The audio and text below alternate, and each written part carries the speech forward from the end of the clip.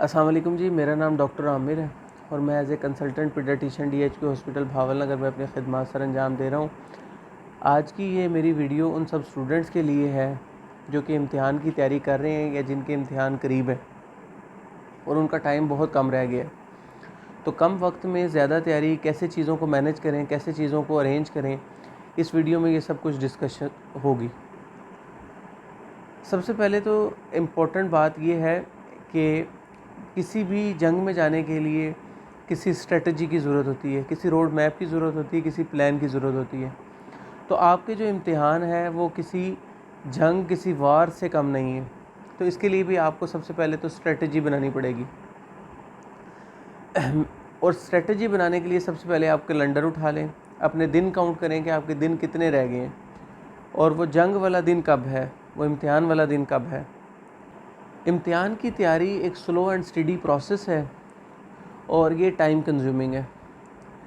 देखिए, आप किसी भी चीज़ की तैयारी अगर काम एंड कूल माइंड से स्लो करेंगे तो उससे जो मेमोरी बनेगी वो परसिस्टेंट होगी और लॉन्ग टर्म होगी।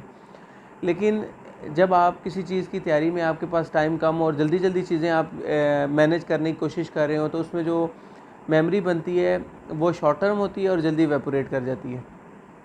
ठीक है, तो अगर आपके दिन इम्तिहान में कम रह गए हैं तो सबसे पहले तो आप ये बात अपने आप से पूछें, क्या मैं इस इम्तिहान की तैयारी के लिए एलिजिबल भी हूँ कि नहीं।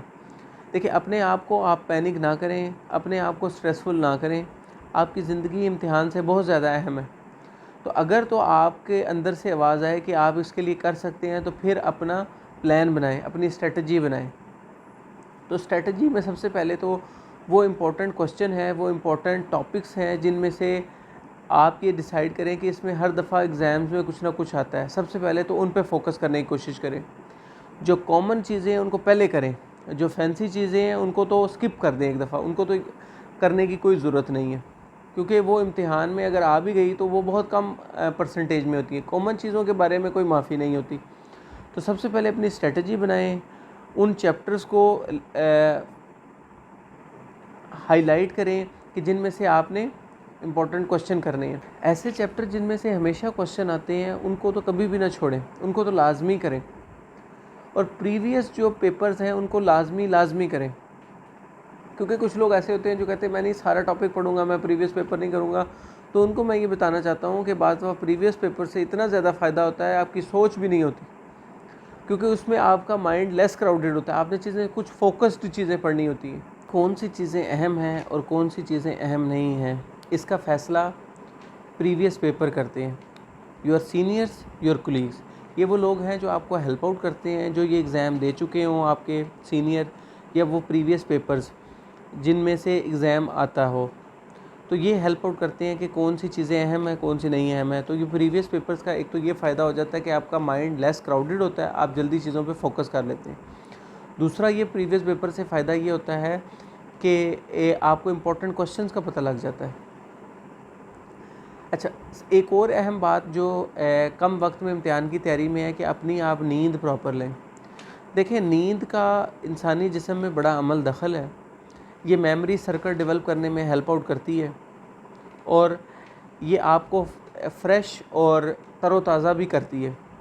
अगर आप मुसलसल 12-14 घंटे पढ़ रहे हैं और आप स्लीप नहीं ले रहे या कम स्लीप ले रहे हैं तो ये काउंटर प्रोडक्टिव है। काउंटर प्रोडक्टिव का मतलब ये है कि इसका फ़ायदा कम और नुकसान ज़्यादा है। तो आप दिन में भी एक नैप लें और रात को तो 6-7 घंटे की ज़रूर स्लीप लें। ठीक है, इससे आपको चीज़ें जल्दी रिकॉल करने में आसानी होगी और दूसरे नंबर पे नेक्स्ट डे आप फ्रेश माइंड से पढ़ेंगे। ठीक है, 15 से 20 मिनट की ज़रूर चहलकदमी करें या ताज़ा हवा में जाकर गहरे सांस लें।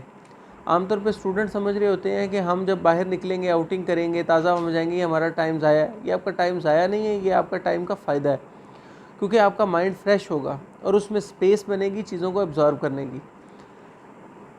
जो मुसलसल बैठे रहते हैं वो पढ़ाई के लिए वो स्टूडेंट ज़्यादा एग्जॉस्ट हो जाते हैं, बर्न आउट हो जाते हैं और डिस्ट्रैक्ट हो जाते हैं।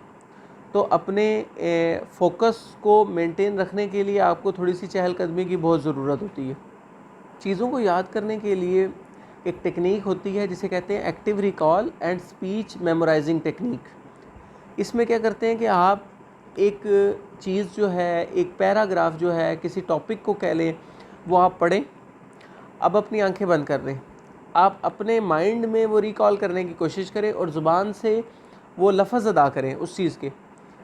तो आपको, अगर आपने एक पैराग्राफ या एक टॉपिक पढ़ा है तो उसको अच्छी तरह फोकस्ड होकर पढ़ें, फिर आंखें बंद कर लें और अपने माइंड में उस चीज़ को रिकॉल करने की कोशिश करें और अपने ज़ुबान से वो अदा करें। Active recall and speech repetition technique, इससे आपको वो चीज़ जल्दी मेमोराइज़ होगी। और आपको, अगर आपने किसी वाइवे के लिए जाना है तो उसमें आपको रिहर्सल में भी हेल्प आउट होगी। और अगर आपने थ्योरी का एग्ज़ाम देना है तो उससे भी आपकी मेमोरी पावर इंक्रीज़ होगी। तो कुछ लोग हाइलाइट्स की टेक्निक यूज़ करते हैं, लेकिन हाइलाइट्स की टेक्निक जो है ना वो आउटडेटेड हो गई है। आप कोई पैराग्राफ, कोई टॉपिक पढ़ें और उसको अपने माइंड में रिकॉल करें और अपनी ज़ुबान से वो अदा करने की कोशिश करें कि आपको वो कितना याद हुआ है। अगर वो आपको 50 to 60% याद हो गया है तो फिर आप आगे जा सकते हैं। अगर आपको कम याद हुआ है तो आप एक दफ़ा दोबारा पढ़ें उसको, फिर दोबारा अंडरस्टैंड करने की कोशिश करें। और किसी भी चीज़ के बारे में स्ट्रेस ना लें, ख़ास कर रिज़ल्ट के बारे में कि मैं फ़ेल हो जाऊंगा या पता नहीं मैं पास होता भी हूँ कि नहीं, पता नहीं एग्ज़ाम कैसा आता है। इसके बारे में स्ट्रेसफुल होने की कोई ज़रूरत नहीं है, क्योंकि जब आप स्ट्रेस लेते हैं तो आपके जिस्म में कार्टिसोल हार्मोन रिलीज़ होते हैं, तो वो आपकी मेमोरी के सर्किट को ब्रेक कर देते हैं, जिससे आपको चीज़ें याद नहीं होती। तो इस स्ट्रेस से बचने की ये तरीक़ाकार है कि आप सिर्फ प्रिपरेशन पे फोकस रखें और रिज़ल्ट्स को बिल्कुल अपने माइंड में ना आने दें, और प्रॉपर स्लीप लें। स्लीप आपकी स्ट्रेस को कम करती है, स्लीप आपको फ्रेश करती है। तो जो भी लोग इम्तिहान के नज़दीक तैयारी कर रहे हैं तो मेरा ख़्याल है उनको इन सारी टिप्स से बहुत ज़्यादा फ़ायदा होगा। आजकल FCPS पार्ट 1 JCAT और FCPS पार्ट 2 के ओरल एग्ज़ाम चल रहे हैं। तो जो भी FCPS पार्ट 1 या JCAT के स्टूडेंट्स हैं उनको मेरी एडवाइस है कि ड्यूरिंग प्रिपरेशन अगर वो कोई टॉपिक या कोई MCQs पढ़ें और उनको लगे कि ये अहम टॉपिक है तो वो पूरी एक स्टेटमेंट लिख दें। जैसे मिसाल के तौर पे एक MCQs है कि एट्रोपिन हार्ट रेट को इंक्रीज़ करती है, डिक्रीज़ करती है, कोई इफेक्ट नहीं करती, या कोई थर्ड ऑप्शन है। तो आपको पता है कि एट्रोपिन हार्ट रेट को इंक्रीज़ करती है, तो आप ये पूरी स्टेटमेंट ऐसे ही लिख लें, ताकि इन द एंड जब टाइम कम हो या आखिरी 10-15 घंटे हो या एक दिन हो तो आप वो अपने नोट्स रिकॉल कर लें। उसमें वो इम्पोर्टेंट पर्ल्स होंगे, हो सकता है कि वो आपके बहुत काम आ जाएँ। ठीक है। और जो लोग FCPS पार्ट 2 के एग्ज़ाम की प्रिपरेशन कर रहे हैं उनको मेरी ये नसीहत है कि जिनका टॉक्स पास है वेल एंड गुड, वो तो शॉर्ट और लॉन्ग केस की फुल फ्लैश तरीके से कोशिश करें। लेकिन जिनका टॉक्स पास नहीं है तो आपको पता है कि जो CPSP के नए लाज हैं उनमें टॉक्स के बगैर आप शॉर्ट और लॉन्ग केस में अपेयर नहीं हो सकते। तो उनको चाहिए कि अपना ज़्यादा 70 to 80% टाइम जो है ना वो टॉक्स को दें, बाकी 20 to 30% शॉर्ट और लॉन्ग केस को दें। और शॉर्ट और लॉन्ग केस भी आपने वो करने हैं जो बहुत इंपॉर्टेंट है, बहुत इंपॉर्टेंट है, 8-10 शॉर्ट केस, और वो अच्छी तरह कर लें। ज़्यादा करने की कोशिश करेंगे तो कम भी हाथ से निकल जाएगा। उम्मीद करता हूँ कि मेरी इस वीडियो से आपको फ़ायदा होगा और आपको हेल्प मिलेगी कम वक्त में एग्ज़ाम्स की प्रिपरेशन के लिए। Thank you so much.